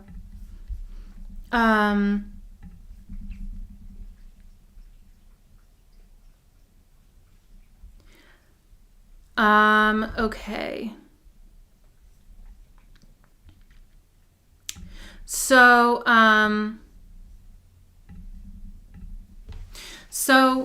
I just think it's interesting to draw, like, when you're looking at the Connections group and how to label it, I've kind of even wish-washed myself between, like, mental health counseling, coaching, family coaching, parenting coaching, whatever. When I see these practices that are being described that Jodi is making people do that resemble Scientology a lot, and Scientology is well known to be like a very culty cult, especially because it's not even like religious. They're classified as a religion in the USA, but like not other places. And they specifically say they're a secular, non-religious organization. Then I think it's worth mentioning, because moving forward, I'm confident referring to Connections as a cult, even though they don't refer to themselves as a cult. Scientology doesn't refer to themselves as a cult. No cult refers to themselves as a cult, but it's worth mentioning because there's a danger associated with the word cult, as there should be. So, Connections, between Connections, it's hard. Parallels between Connections and Scientology. I'm just going to list off a few. First of all,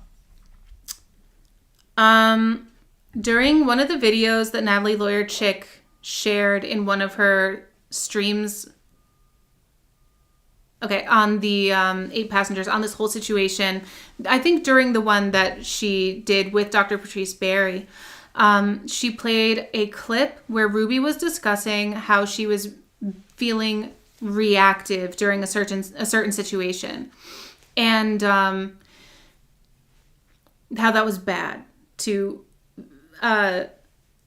behave or like react to something in a reactive way. And this stuck out to me because specifically Scientology teaches about stifling reactivity and emotions. They talk about HENR, which is human emotions and reactions. And when somebody is acting in a reactive way, showing their HENR, showing their human emotions and reactions, that's bad. And I remember looking at Jodi's channel, and there were thumbnails for videos that say, like, experience is neutral. To the idea of whatever happens to you, happens to you. You don't have to feel any particular way about it. You decide how you feel about it. Like that the emotion is a choice. And you don't want to be reactive. You want to,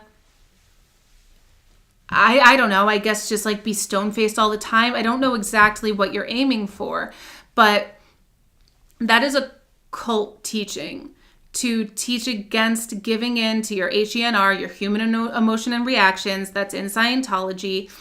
And it pushes the idea that Scientology pushes the idea that remaining calm, cool, and collected at all times, no matter how wonderful or terrible things are that are happening to you, or like if you're receiving news that's wonderful or terrible, that is the most Satan way to be, or basically the most authentic, ascended way for your spirit to exist. Is basically never feeling any emotions besides calm and only being logical and analytical all of the time. Okay?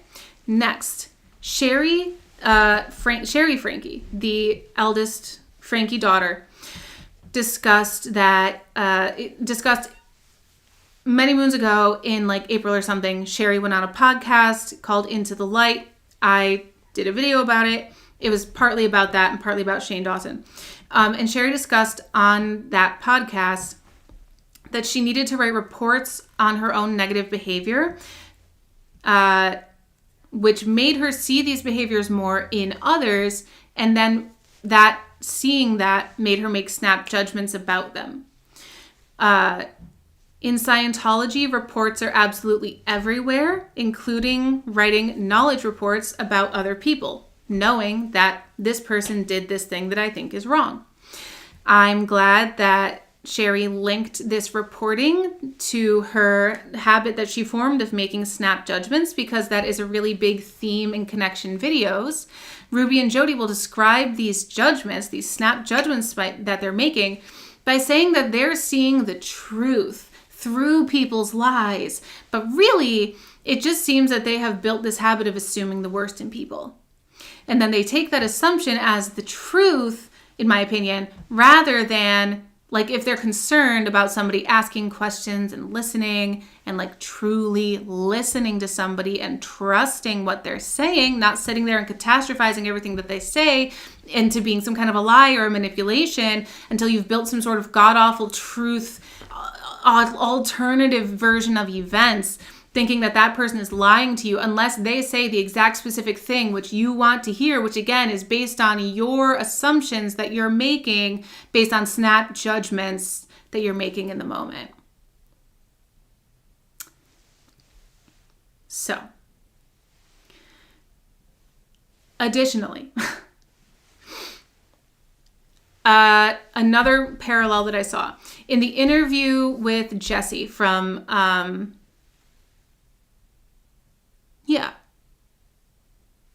in the interview with Jesse, Jodi's nibbling. Jesse would have to write down all of their sins, but then when they couldn't think of any more, they would give the page to Jodi. Jodi would look at it and tell them they weren't writing all of them down and try again, but there weren't any more sins that Jesse could think of, so they would make something up, essentially. This, to me, screams of Scientology auditing practices and even sec checks to an extent, which are security checks. And these are these processes that Scientologists go through to... auditing is meant to be somewhat therapeutic, and it is covered, for example, by priest penitent privilege. It's similar to going to confession, is kind of how it's framed by Scientologists. But it's, you go, you confess all of your wrongs, including wrongs from past lifetimes, because you're holding levers on this machine, essentially, and you want the machine to give off a certain reading. And if it doesn't give off that reading, it means that you're withholding sins that you've committed, essentially. So until you've confessed all of your sins, it won't read properly. So if you confess everything you think you've done wrong, and the machine isn't reading properly, you start to make some shit up to get the machine to read properly so you can leave the auditing session and go on with your life. And then sec checks, the idea of Leah Remini has talked about going through sec checks. Sec is short for security, so security checks. After Scientologists believe that you have done something wrong, they take you into these non-confessional, non-protected, instead of like a confession, it's like an interrogation, essentially, called sec checks, where again, they're just asking you to admit that you did these things that you didn't do. But you know that you will never leave that sec check until you admit to doing something that you did not do. And that's what I see emanating off of what Jesse is describing from their experience with Jodi. Is Jodi like would not stop punishing them or making them write down sins or whatever until they admitted to doing stuff that they knew they did not do. So that kind of like, as much as Jodi likes to talk about lying and manipulation and how everybody is being manipulative and lying to the people around them, and she sure seems to love making people tell lies about their own sins that they did not actually commit. And the gaslighting of it all and the control of it all. And these are just a few parallels between, yeah.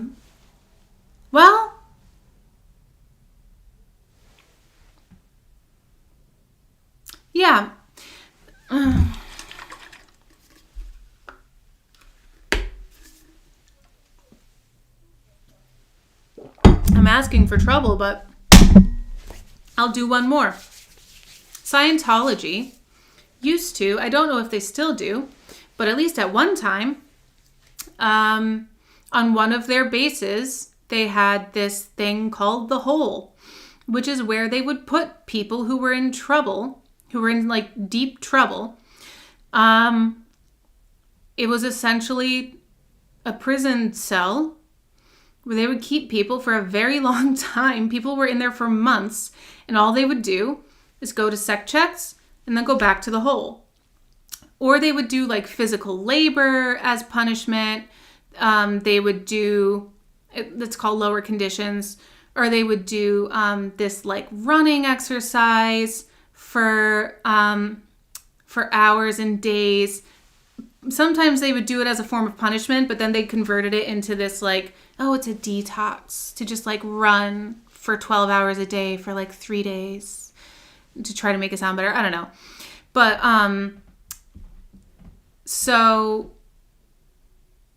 but it's essentially, it's a big jail. There's food deprivation, sleep deprivation, going to sec checks. To me, it sounds like a version of what Jodi was doing with the kids at her house. We don't know for sure, but all that we do know for sure is that they were emaciated and they seem to have been tied up because of the ropes and the duct tape. And the open wounds that have been described were from where the ropes and the duct tape were. And in some report, they were saying that Jodi was trying to treat the wounds with cayenne pepper and honey, which is, first of all, super fucking weird because pepper in an open wound doesn't really help. But I know that honey is healing, but pepper I don't really get. So that's, what is that, some kind of fucking torture for a fucking 10-year-old? What the hell? Like, I don't. But Jesse would describe how Jodi would say, like, the severity of the sin, like, to get the sin out of you, you need to experience a severe experience in order to because, like, to keep upping the stakes to get the sin out. Because she kept being convinced that Jesse was not admitting some sin or not changing something. Like, it's wild. So hearing about where the kids, what they experienced, but also allegedly where they may have been kept. The search warrant return talks about identifying a safe room in Jodi's home. Reminds me of the whole from Scientology. So I think we can identify Jodi and her brand of whatever she's doing as a cult. I think I can comfortably say that Connexions was a cult. It is not the same as Mormonism, so I don't want to cross that line right now. But the way that former Connexions people and former Scientologists talk about their experiences, there's a lot of similar experiences. Not good. Not good. When you're controlling people to stay in your group, maybe it's not a very good group. If you have to like intimidate them and scare them into being part of it. You know? So I just thought I would throw that in there because I feel like it's relevant to everything that's being discussed. So those are all of my updates on everything so far. Let me know in the comments or in the chat if I missed anything huge. Speaking of which, I'm going to look at the chat right now. But thank you guys so much for being here and for having this conversation with me. I know it is a tough conversation to have. I have to go in just a few minutes, so I want to look at the chat and make sure how everybody's doing and check in with you all before I head out. Okay, the pepper was supposed to clean out the wound while the honey would help heal the wound. And see, I don't know. I feel like it's probably a homegrown remedy of some kind, but I don't know that much about what cayenne pepper is allegedly supposed to do for a wound. I don't know.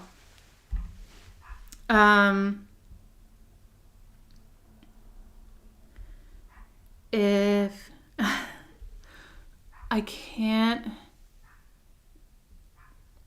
yeah, I can't imagine being as filled with hate as J.H. Jodi Hildebrandt and thinking everyone around me are liars who are purposefully deceiving me. And that's not unlike the leader of Scientology, in my opinion. But yeah, it's paranoia, I feel like, more than even hate. But I don't know. I wonder why. I wonder what happened to her that she felt so attacked or afraid or whatever. Oh, I believe Mike Rinder said the hole is a trailer. I would believe you. It's some kind of a building. It's not like a literal like underground hole. It's a building or a trailer or like something like that. An enclosed space. It's not underground. They've shown it on a map before, but I think that also now they've said that it's not anymore. Like they don't do that anymore, but I don't know. Yes, sins are in the Bible. They sure are. Jesus said, go and sin no more. After healing people sometimes, he did. But it was never a condition. He healed first and then said, go and sin no more. It wasn't the other way around. Where like, only if you don't sin anymore, then am I going to heal you. So like, it would be a misapplication of scripture to base this type of practice on that kind of statement, in my opinion. But, you know, I don't want to get too, I don't have enough time. I don't have enough time to get into theology. Punishment don't fit the crime. Amen.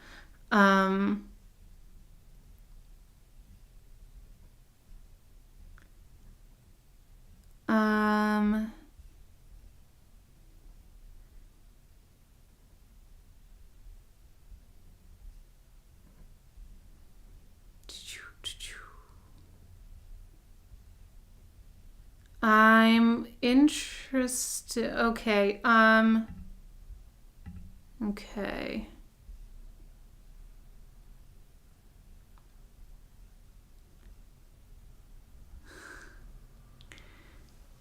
Oh, thank you for alerting me about Ana Miranda. I am now seeing the comments. I need to get a moderator. If anybody wants to help on that end of things, I banned Ana, but let me know.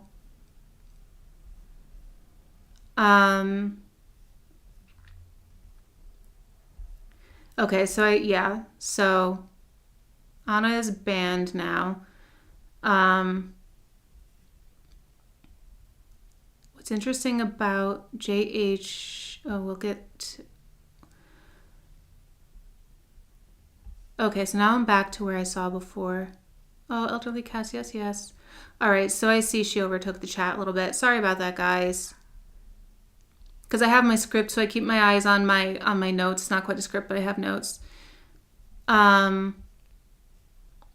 So I try when I'm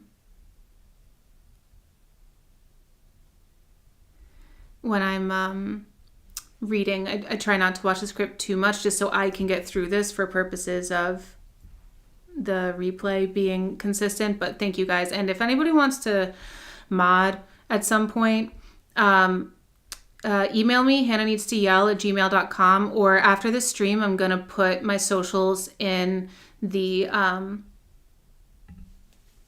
description. So contact me through one of those as well, if you're interested in modding. Thank you, Joe Raz. The Tony Ortega thing, it was a private conversation without her knowing it. Tony Ortega wrote her story for all to see. Yeah, thank you. So I'm not making that up. I remember that happening. And then it came up in the trial. It came up before the judge. It was crazy. Oh, and my laptop's about to die too. Yo, how much? Okay, I have 13% left. We're all right. I'm not reading Anna's comments, to be honest with you guys.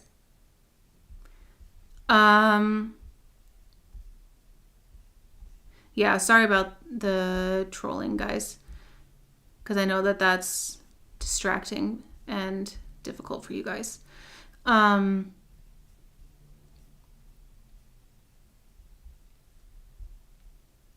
thank you, Grumpy. Yeah, that would be amazing if you want to contact me. Yes. Oh, thank you, Disney Dame. Thank you, Lauren. Yeah, guys, thank you so much. If you're interested in modding, definitely contact me in my socials or email hannahneedstoyell@gmail.com. I appreciate it because with my ADD, if I'm like watching the chat while I'm trying to stream, especially if I also have notes I need to keep track of, it's just like it's too much going on. So thank you so much, because we don't need that kind of attitude in our space.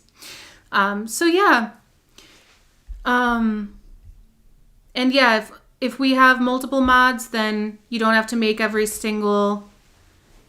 Yes, thank you, Ashley. If we have more than one mod, then everybody doesn't have to be at every stream. So that helps too. Everybody give a little bit, or what is it? Many hands make light work. So that helps. Yes, Hannah needs to yell like that, Ashley, @gmail.com. All right, well, thank you so much, guys. And I have to, it's 2:00. Okay. I have to jump off. My neck. But keep the conversation going in the comments. Thank you so much for being here. Those of you who are here, I really appreciate you. Appreciate your time. And I don't know if I'm going to really in-depth continue covering this story because it's difficult, but also because at this point, it truly is a lot of legal matters that are happening. And I feel like LawTube is just going to give better information than I am able to give. I think it's worth, Natalie Lawyer Chick has been covering this story. Emily D. Baker started to. She talks about it in a podcast episode, but I don't know if she's going to really stay on it. Marky is always still updating, and Adam, God bless Adam McIntyre. He's trying to cover this story. He's done better coverage of other topics. I think I love him. Love most of his stuff. I don't love his coverage of the Frankie situation because I just don't think that he's as steeped in it as other dramas that are going on. But he offers his opinion, so that's something. And yeah. Oh, Fundy Fridays. Yes, absolutely. And they also bring the fundamentalist, like the experience being within fundamentalist environments, like Mormonism can be considered, or LDS can be considered fundamentalist. And of course, Jordan and McKay, who I mentioned earlier, they're constantly doing coverage of it. Yeah, LawTube and XMOTube, absolutely. So that's where I'm going to send you guys. I might do one more update if it's needed, but I feel like I might just kind of secede coverage to people who are a little more educated in legal matters with this. But yeah. Oh, bye, Disney Dame. Thanks for being here. And thank you all for being here. I've got to run because I have to go to work soon. But thank you so much for being here. I hope you have a lovely day. And don't carry this heaviness with you. Take a deep breath. Take a sip of your drink. Whatever helps you recalibrate before you go out into the day. Peace be with you always. Bye.